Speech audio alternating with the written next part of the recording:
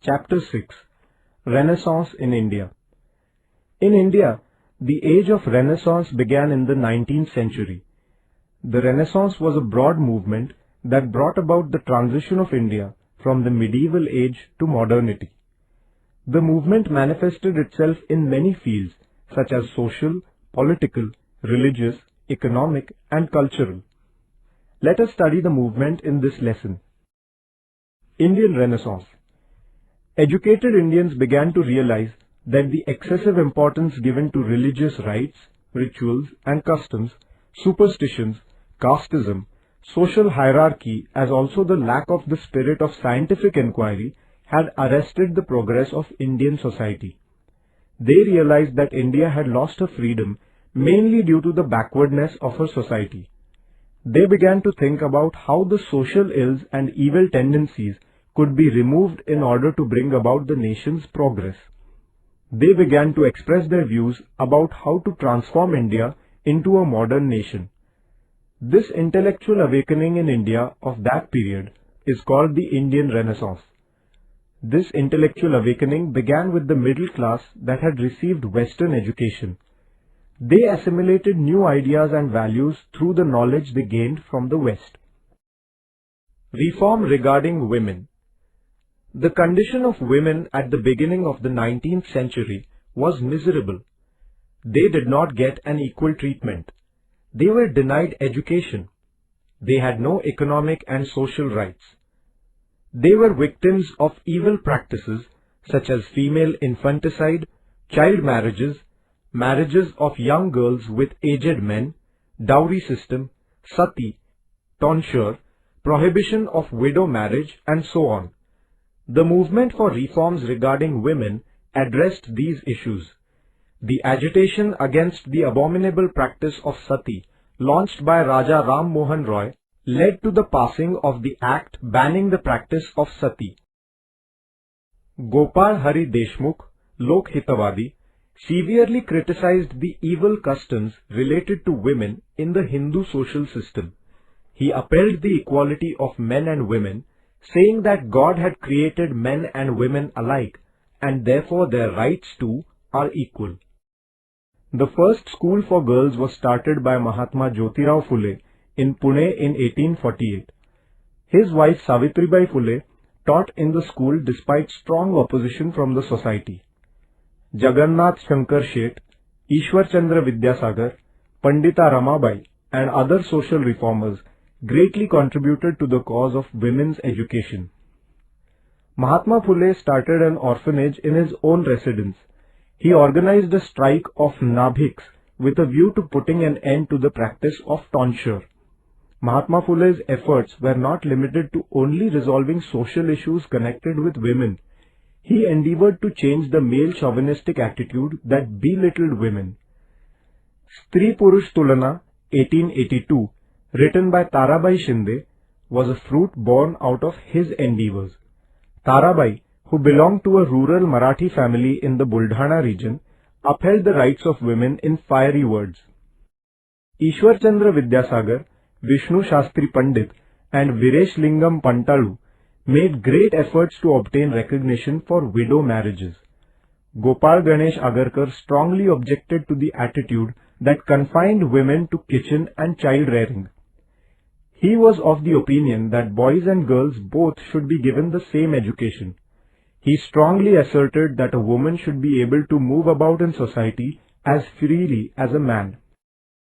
Maharshi Dhondo Keshav Karve founded a widow's home or Anath Balikashram for the education of widowed girls.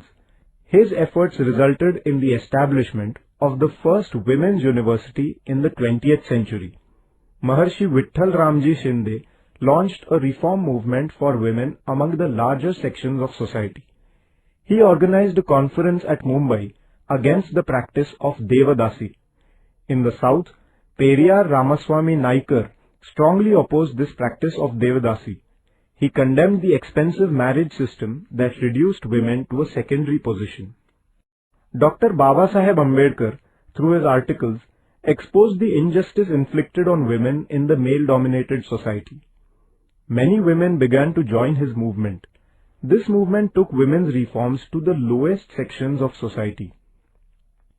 The women's reform movement resulted in putting an end to many unjust practices. The idea that women should be treated as equals began to take root. Women began to prove their abilities in many different fields of life. Movement for the abolition of caste discrimination. The caste system was prevalent in Indian society. It was based on inequality, exploitation, and injustice. The social reformers realized that the barrier of the caste system should be removed in order to bring about the progress of the country. Reformers such as Lokhitavadi, Mahatma Phule, Gopal Ganesh Agarkar, Swami Dayanand Saraswati, Narayan Guru, and Vireshilingam Pantalu strongly condemned the evils of the caste system. Mahatma Phule opened the schools for the Dalits. Through his writings, he tried to awaken the Dalits. He was of the view that the right to education should not be limited only to upper-class males, but should also be made available to the downtrodden classes and women. He founded the Satyashodhak Samaj. Through his movement, he endeavored to inculcate the values of social equality and justice. In Kerala, Narayan Guru organized the reform movement for the removal of social inequality. He gave importance to intercaste marriages with a view to abolishing caste discrimination. Later, we shall study the Dalit movement separately. Religious reform movements.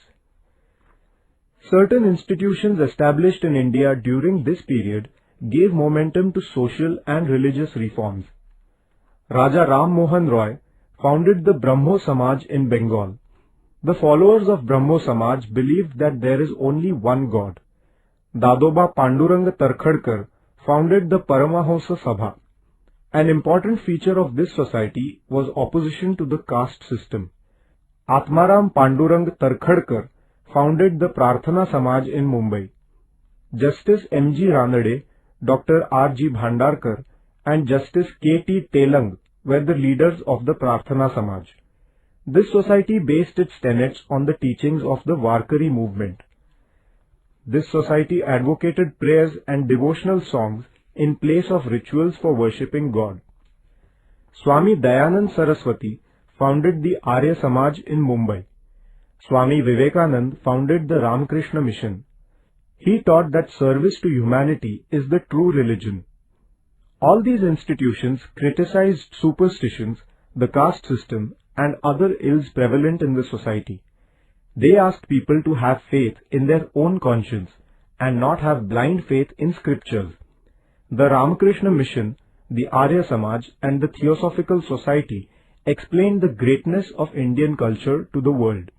The Singh Sabha was founded at Amritsar for religious reforms among the Sikhs. It worked for the spread of education and for bringing about modernization in the Sikh society. Later, the Akali movement continued the reformist tradition in the Sikh society. Social reforms in the Muslim society were initiated by Abdul Latif. He founded the Mohammedan Literary Society in Bengal. Sir Syed Ahmad Khan established the Mohammedan Anglo-Oriental College.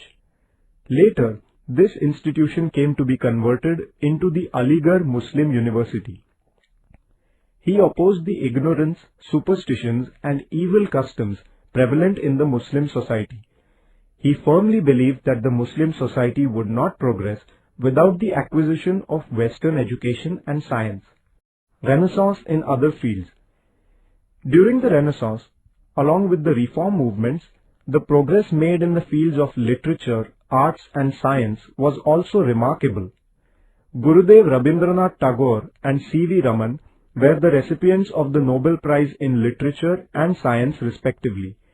All these advancements went into the shaping of modern India. During this period, many changes took place in the fields of literature and arts. Novel, a new form of literature, emerged. The life of ordinary men and women came to be depicted in literature. Thought-provoking essays were written.